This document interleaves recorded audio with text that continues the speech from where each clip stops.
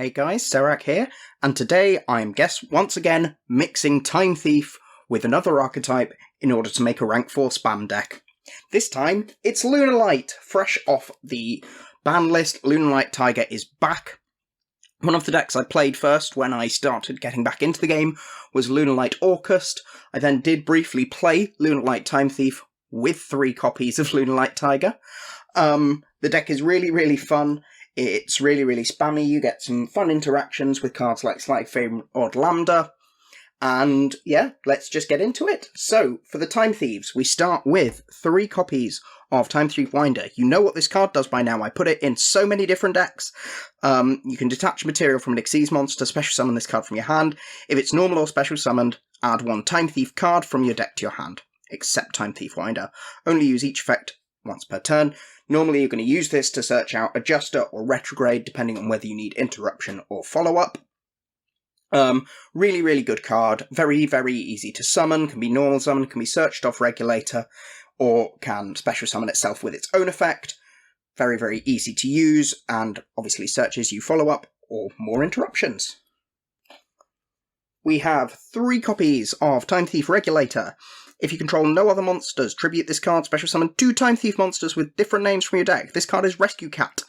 And then, if an Xyz monster is destroyed by battle while this card is in your graveyard, special summon this card, but banish it when it leaves the field. That second line is irrelevant, we only care about the Rescue Cat effect. Just please remember this is prime ash bait, so please don't activate this unless you have a gamma or some way of helping yourself along, or without gimping your combo if you activate this too early and it gets ashed.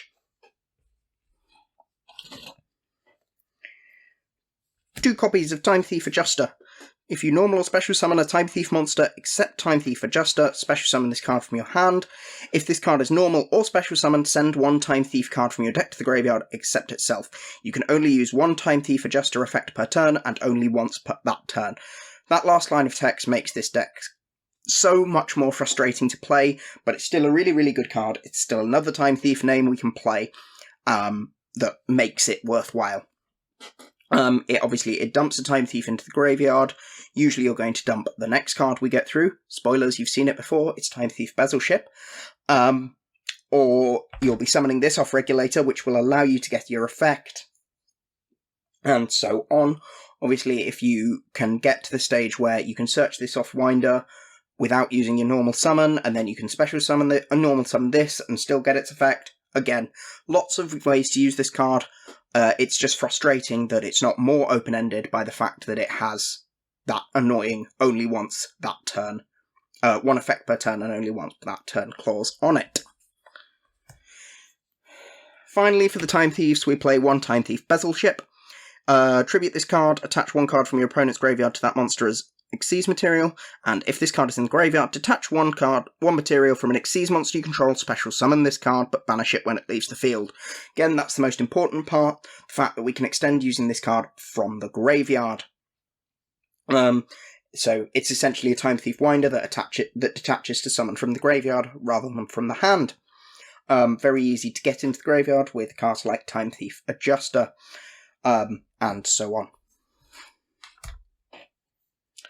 For the Lunalight package, we're playing 3 Kaleido Check. Now, Kaleido Check has 1 relevant line of text on it, and it's the very first, once per turn, you can send 1 Lunalight monster from your deck or extra deck to the graveyard. The name of this face-up cards. It sends as a cost. They cannot ash this effect. They can try to effect Veiler it, but all it will do is not change its name. That's all we really care about. The only other relevant part of this effect is there is no hard once per turn on the sending effect. The only hard once per turn is on if it's sent to the graveyard by a card effect, which searches Polymerization from the graveyard. We're not playing Polymerization. So, the reason Lunalights work is because using Tiger, Yellow Martin, cards like Zephyros, we can continually bounce and reuse their effects, and constantly special summon them from the graveyard. Again, remember, you can pay a cost even if you can't activate the effect. So, Kaleido Check is really good. We want to draw it. We play 3.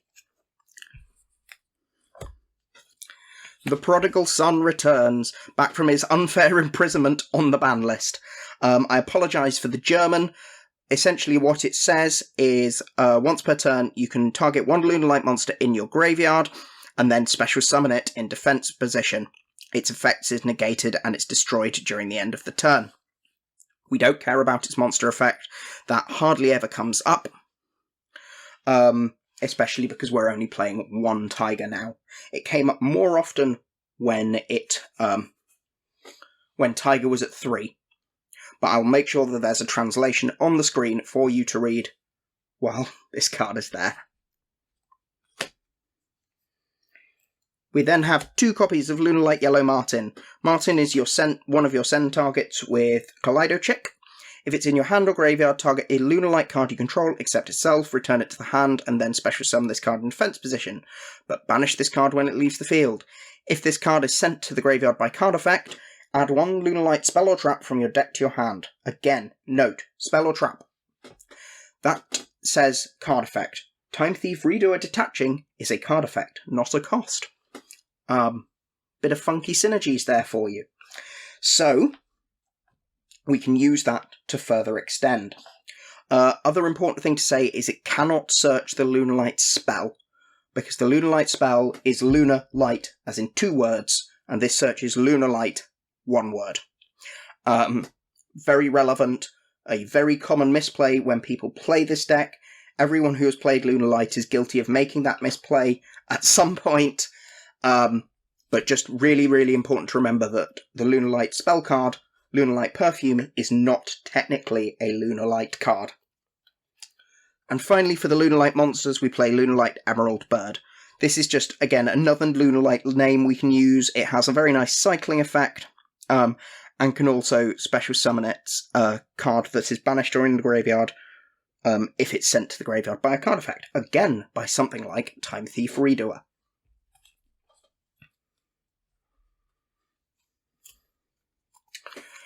For our extenders, we have 1 Blackwing Zephyros the Elite. This is, again, another way of abusing Tiger, because it bounces it, and we can easily put this in the grave or search it. 1 Raid Raptor Singing Lanius. This is a card we can add off Raid Raptor 4 Strix. And finally, 1 Raider's Wing. This is another 4 Strix target, and again can be summoned easily from hand or graveyard by detaching a material from a Dark Xyz monster, which most of our extra deck is. And then it also gives us some nice targeting protection if it's used as a material for a Dark monster. For an extra little package, we play a small danger package. We play 2 Danger Nessie. Could bump this up to 3, felt like 2 was fine. You can reveal this card in your hand, you know what dangers do. Choose 1, Nessie searches other dangers, or you special summon it, and draw a card. And then for our other 2 dangers, we play 1 Mothman and 1 Chupacabra. Mothman does both players draw and discard 1 if it's the one that's discarded, and Chupacabra special summons a danger monster from the graveyard.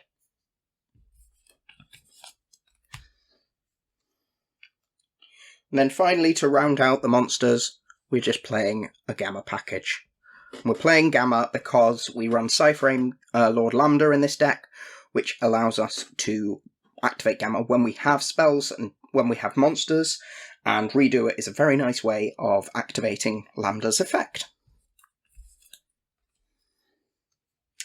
So, for the spells, we have 3 copies of Lunalight Perfume. Again, this is a German copy. Target 1 Lunalight monster in your graveyard, special summon it. You can discard this card to the graveyard and 1 other card in your hand.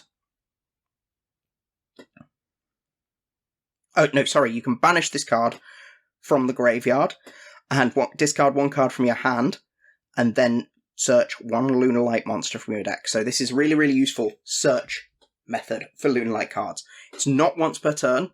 Neither of its effects are once per turn. The only downside of it is it is not a Lunalight card, and that's really, really important. Don't try searching this card with Martin or other ways of searching Lunalight cards. But it's such a strong card. It's a non-limited monster reborn and a searcher. It helps you fill your grave up with your extenders that can work out of the grave. It can use its effect after special summoning something to search. It's just very, very strong in that regard. 2 copies of Foolish Burial Goods. Send 1 spell trap from the deck to the graveyard. Only activate 1 per turn. This dumps Perfume or Lunalight Serenade Dance to the graveyard. That's the main reason we're running this. It's extra copies of that. Again, lets us search, lets us special summon something from the deck. 1 rank up Magic Soul Shave Force. You use this in your combo to make Cyber Dragon Infinity. 1 Tenki. The Lunalights are Beast Warriors, so we play Tenki, and it's now at 1, which is very, very sad. But it searches our Tiger, it searches our Chick, it gets our combo started. 1 Monster Reborn, because generic extenders are the name of the game for this sort of deck, where you're just trying to get as many different level 4s onto the field at once. 1 Called by the Grave, because Ash Blossom sucks, and having this when your opponent ashes your regulator will make your opponent scoop right there. 1 Foolish Burial, because again, dumping cards like Zephyros or Lunalight names when you don't have a Chick, and so on, and you need to get the Tiger loop started, or dumping Time Thief Bezel Ship if you don't have access to it, or even Raider's Wing. Yeah, there's so many different targets, it's essentially just another extender in this deck. And then for our traps, we play 3 traps. We have Lunalight Serenade Dance. This has a field effect that I don't think anyone knows what it does. The only relevant part of this card is you can banish it from the graveyard and discard 1 card from your hand and then special summon 1 Lunalight monster from your deck. That's the only relevant part of this card. That's the only reason we play it. I don't even know what its on-field effect does. Time Thief Flyback. This is your trap target for Time Thief Perpetua. We're not really using this very often. All we want to do is attach it from our deck to a redoer. To give us a trap interruption, which is a non-targeting spin. And then finally, we play 1 Time Thief Retrograde, which is a spell trap negate that is searchable off Time Thief Winder. So, for the extra deck, we have 1 Time Thief Redoer. This card does everything. It dodges removal, it's quick effect spin, and gives us card draw. It's also a psychic, which is relevant with Frame Lord Lambda, because it means we get a search off it. It also detaches as part of its effect, rather than as a cost, so we can trigger Emerald Bird or Yellow Martin's effects. It's really, really strong in that way. It just does so much for the deck. But we only need 1 because it tends to stick around quite nicely because it's quite evasive, and obviously can just come back every turn. 1 Time Thief Perpetua. Time Thief Perpetua lets us special summon Time Thief monsters from our graveyard during either player's standby phase, but more importantly, as a quick effect, we can target an Xyz monster we control and attach a Time Thief card from our deck. We are using this to attach a trap card for Redoer, or if we really want to be funny, we can attach extra materials to any of our other Xyz monsters as well. That includes things like Zeus, or Abyss Dweller, or Evil Swarm Nightmare, or any of those other really, really powerful Xyz monsters that we're playing.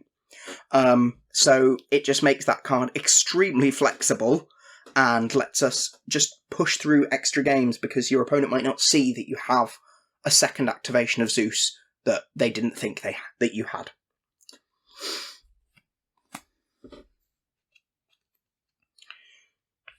Two Raid Raptor 4 Strix, very, very simple card, searches winged beasts from your deck.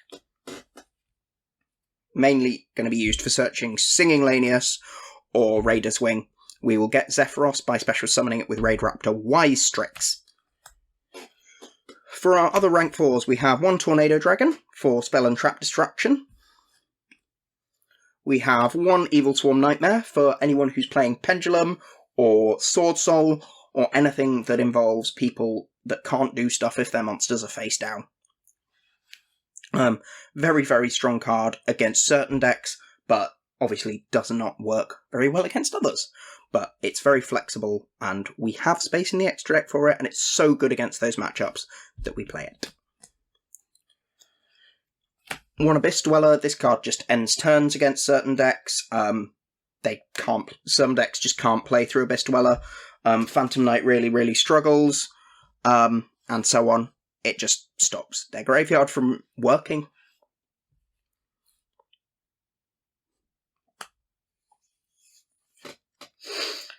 We then have one Raiders Knight and one Ark Rebellion. This is our end game, because we can't afford things like access code or so on. This is our budget way of ending the game. It's a blanket Dark Ruler, no more. It cannot be destroyed by card effects. It makes itself hit 10,000 attack easily. It's incredibly strong against when you are in a simplified state. And can sometimes just end games out of nowhere if they don't have the right amount of negates.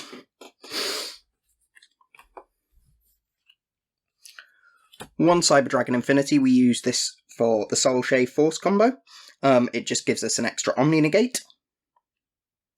Again, we have other ways, because we have cards like Perpetua and so on, we can always attach extra material to this to get extra negates if we need them. One Zeus, because it's the best Xyz monster in the game, really helps us in longer games. Is just a big Chungus on a body, has a quick effect, send to graveyard for some random reason. Yeah.